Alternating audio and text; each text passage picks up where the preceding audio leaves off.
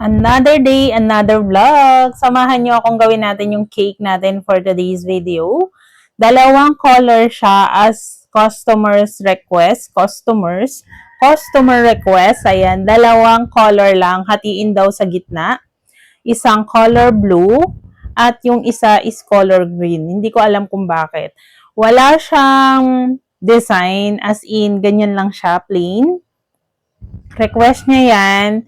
I-birthday sa lubong daw nila kasi dalawa yung may birthday. So, para isang cake na lang, ganyan ang kanilang request. Di ko alam kung ano yung team nila dyan. Bakit green at saka blue?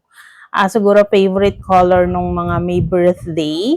Dahil nga dalawa sila, nag-request na lang siya ng dalawang candle din.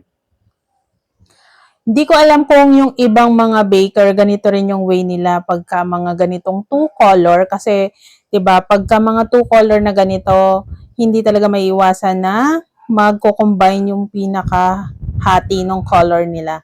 Ganyan ko siya ginawa. Kung may suggestion kayo paano mas mapadali ang paggawa ng ganito, pa-comment naman. Ayan o.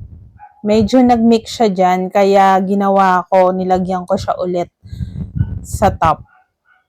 Ayan.